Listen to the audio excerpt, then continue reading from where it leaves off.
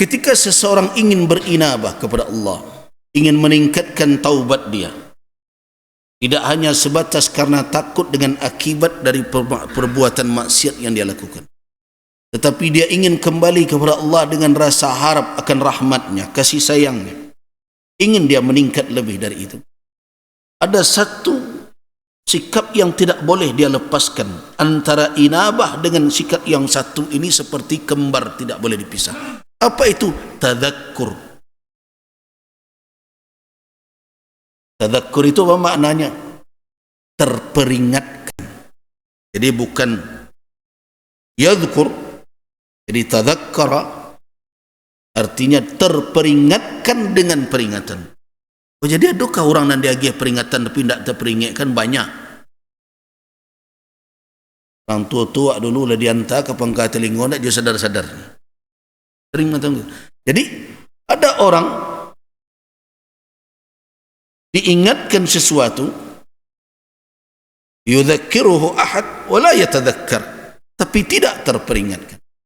Jadi orang yang bisa berinabah, orang yang terperingatkan oleh apa? Oleh berbagai macam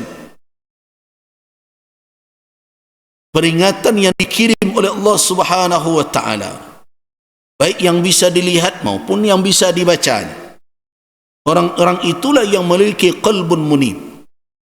Adakah orang yang tidak terperingatkan walaupun begitu banyak zikra, peringatan datang kepadanya?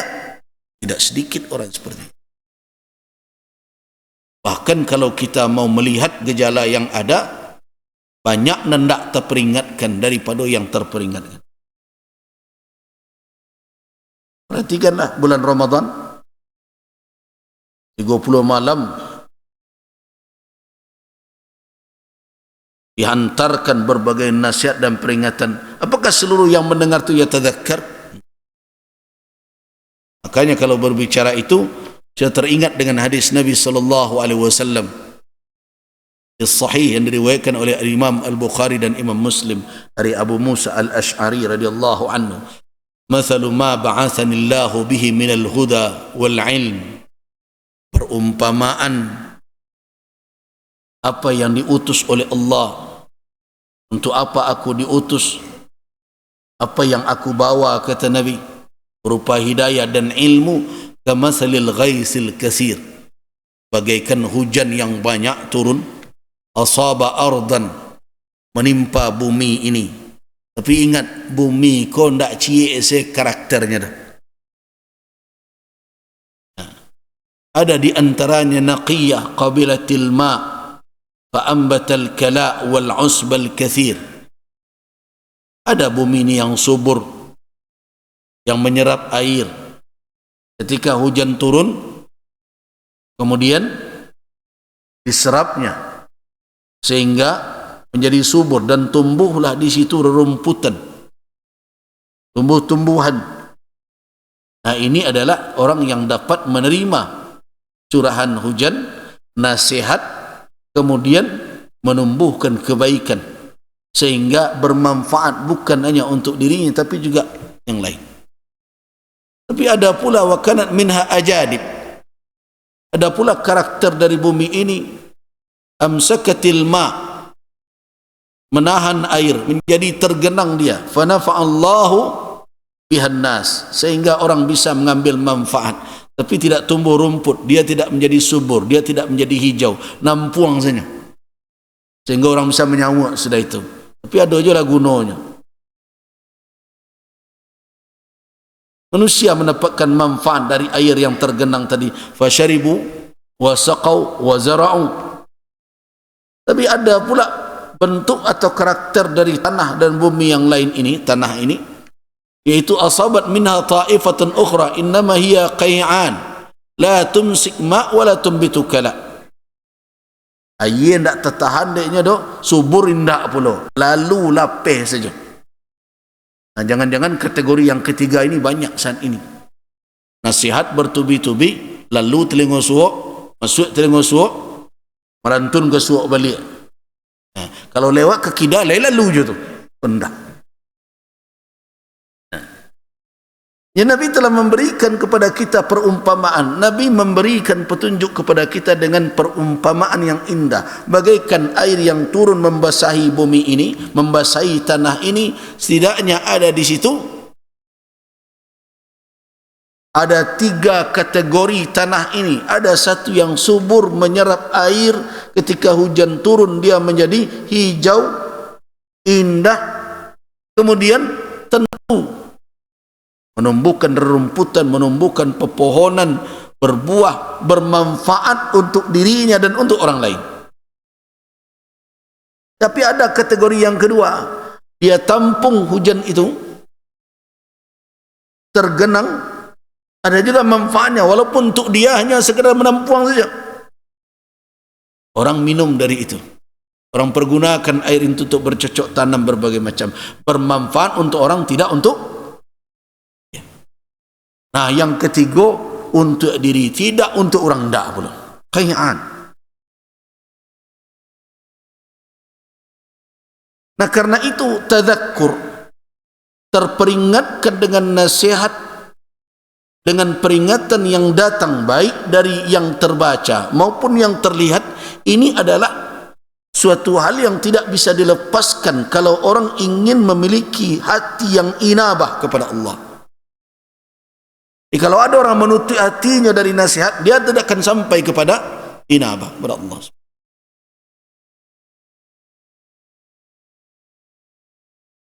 Kalau ada orang yang tidak mau bertadabbur, tidak mau merenungkan, tidak mau mengingat apa yang telah disampaikan kepadanya dan tidak membawa peringatan itu ke dalam kalbunya sehingga menjadi terperingatkan oleh itu, dia tidak akan bisa sampai kepada inabah. Nah, karena itulah ketika kita berbicara tentang inabah, kita tidak bisa melepaskan dari berbagai peringatan-peringatan yang sampai kepada kita. Nah, kalau inabah itu yang terakhir, kita katakan ada 4 unsur tadi. Yang pertama tadi adalah mahabbah, yang kedua tunduk kepada Allah Subhanahu wa taala, yang ketiga menghadap kepada, yang keempat berpaling dari selainnya.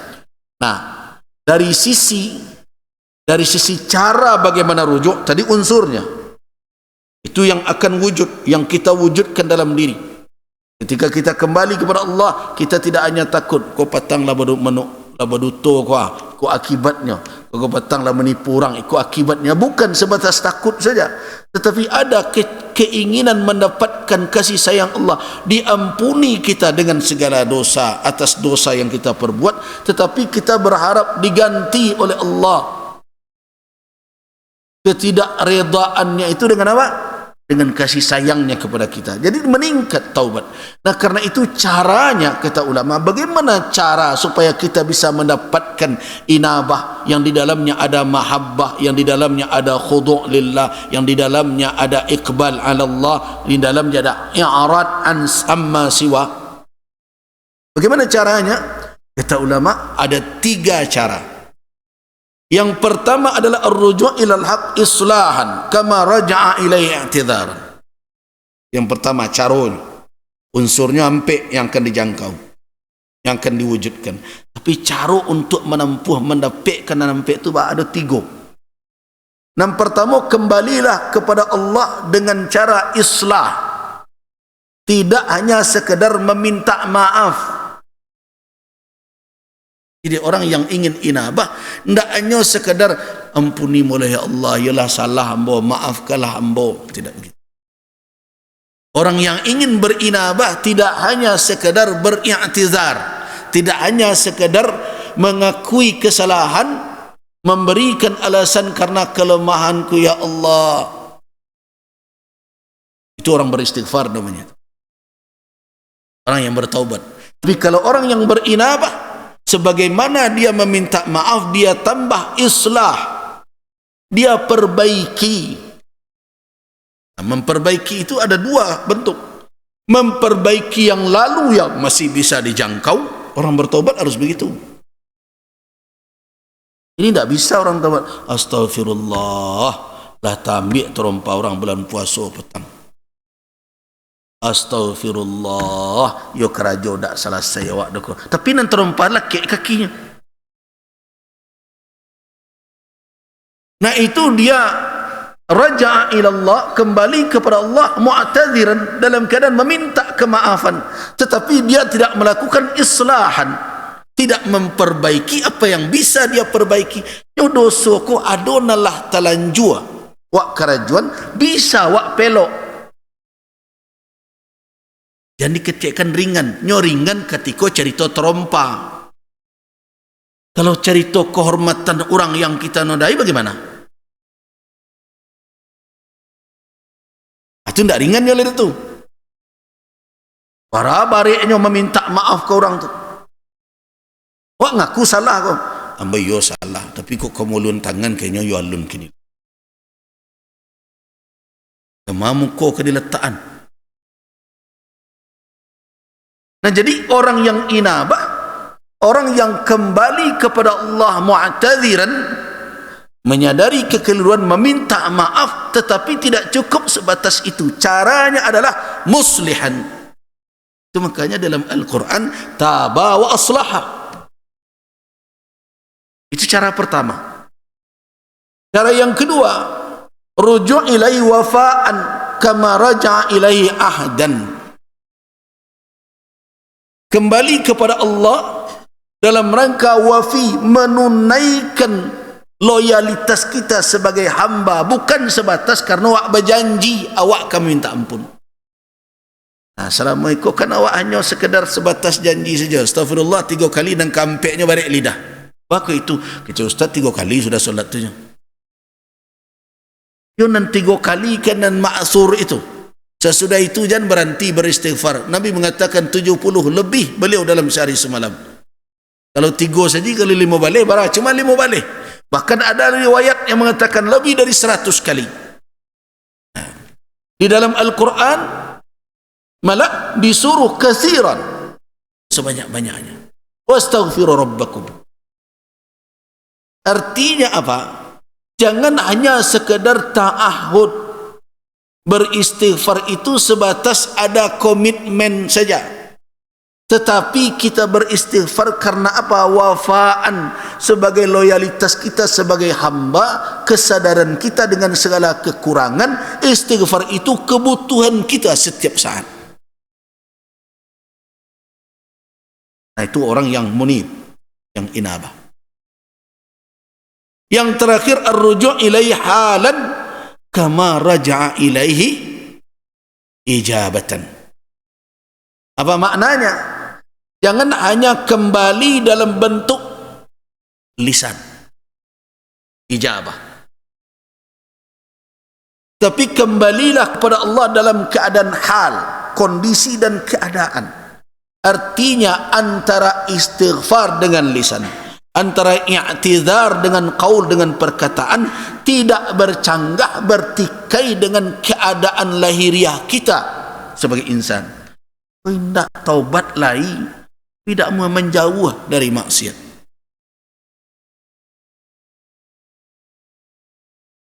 Allah taubat, Allah taubat kok sinan je. Oh ya, awak kan bak ikan dalam lawi.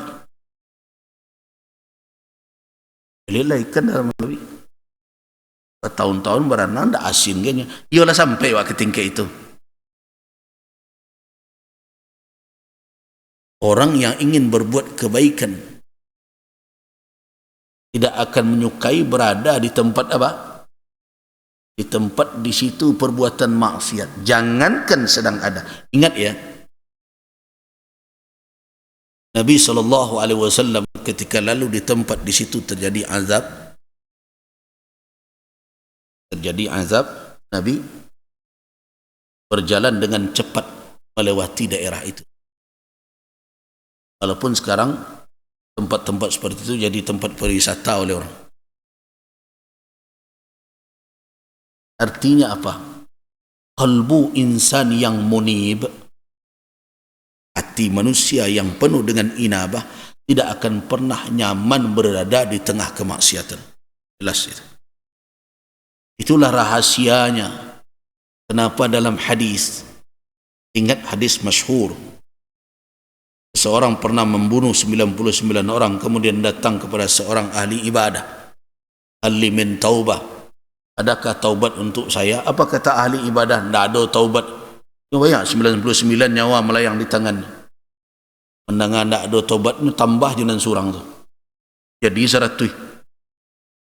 Nah, kemudian dia temui seorang alim. Seorang alim, ada taubat padamu. Gimana caranya? Tinggalkan negeri di mana kamu bermaksiat kepada Allah di sana, tinggalkan dan pergilah ke tempat lain di mana kamu akan berbuat kebaikan di sana. Dia lakukan itu. Di tengah jalan meninggal dia. Turun 2 orang malaikat, berebut akan membawa, malaikat azab dan malaikat rahmat. Malaikat azab saya yang membawa. Kenapa? Kurang 100 orang. 100 orang nyawa melayang di tangannya. Masa ia akan dapat rahmat pula? Kau kena neraka tampiknya, dia mendapat azab ini. Cek malaikat rahmat, oh tidak bisa. Dia datang dalam keadaan rasa bertaubatnya sudah ada. Dia ingin bertaubat kepada Allah dalam perjalanan menuju kebaikan. Saya ambil. Ketika itu turun Jibril, diutus oleh Allah, selesaikan masalah itu. Akhirnya diukur jaraknya ke mana yang lebih dekat. Ketika jaraknya sejengkal lebih dekat ke tempat dia akan berbuat kebaikan, meninggalkan kemaksiatannya, akhirnya dibawa oleh malaikat rahmah. Apa cerita? Apa hikmah di balik itu semua? Jadi jangan dikatakan bahwa kita kuat, kita hebat, sehingga kita mau berada di tengah kemaksiatan. Kita bagaikan ikan di dalam laut, walaupun berenang di tengah lautan tidak akan asin selama hati kita hidup. Kecuali kalau hati sudah mati, nah ikan matilah yang akan dipengaruhi oleh asinnya lautan. Itu membuat perumpamaan serupa itu mudah tu, jok kecek, jok kato-kato, tetapi dalam praktek para banyak tukang pancing lerian ikan. Jadi jangan bermain-main di tepi jurang.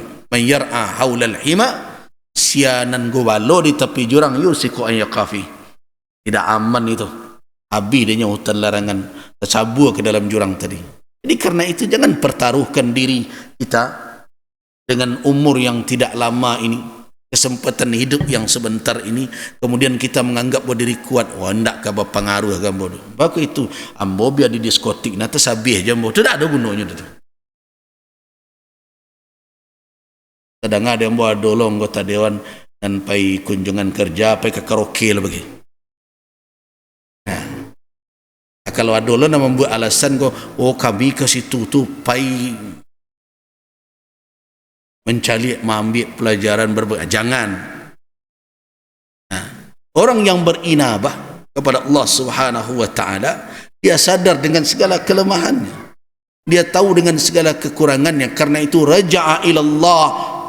Allah, dia kembali kepada Allah Subhanahu wa taala ijabatan, menjawab seruan Allah, tubu ilallah, kembalilah kepada Allah. Labbaik, kata lidah, baik ya Allah, sa'adaik, aku penuhi panggilanmu ya Allah. Kan begitu kita menjawab. Astaghfirullah, itu qaulan, perkataan, ijabah, jawaban dari seruan. Tapi cukupkah bertaubat dengan itu? Taubat saja mungkin. Allah Subhanahu wa taala tidak akan menyia-nyiakan kalimat thayyibah yang keluar dari seorang hamba.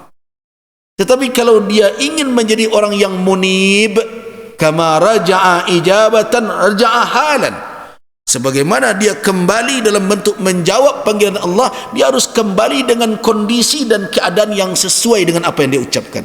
Jadi kalau dia menyesal dengan lidahnya, tampak penyesalan itu pada anggota tubuhnya. Kalau dia mengaku bersalah dengan lidahnya, tampak pengakuan itu pada sikap dan perilakunya. Tapi kalau ini kecian, iyalah salah mo, tapi orang dibilang lihatnya jo. Oh karajo aku nak batu. Oh ya Allah, aku ialah lalai. Kini bakal dia tulis, ya bisulah. Kini kan seketik nak ya tidak bisa. Halan wa ijabatan. Situasinya dan jawaban lisannya tidak bercanggah dan tidak bertikai. Itulah orang yang munib. Nah, berarti kalau selama ini kita hanya berbicara taubah, taibun minadzam, Nabi SAW mengatakan at-taibu minadzam kama la dzambalah. Orang yang taubat dari dosa seperti orang tidak berdosa sama sekali. Kalau hanya sebatas itu, Maknanya apa? Kita mendapatkan ampunan dosa. Tetapi bisakah meningkatkan diri kita menjadi orang yang dicintai oleh Allah sehingga kita dipelihara? Ingat, ujung dari perjalanan taubat ini adalah Allah yahfazuna, menjaga kita, memelihara kita. Orang ikokah dan akhirnya indak mudah balik jatuh ke dalam kemaksiatan. Jadi disitulah nanti ujung kajian ini. Rasionya bana kok mudah bana kini taubat besok balik. Taubat sambalado itu karena orang hanya berhenti pada batas istighfar, tidak meningkatkan dirinya menjadi munib, tidak meningkatkan diri menjadi awab. Karena orang yang awab lah yang nanti akan dipelihara oleh Allah, hafiz. Karena kini bersuah jawaban dia, kok kerajaan yang patang lah menyasa kini entiang lo mengarajon balik.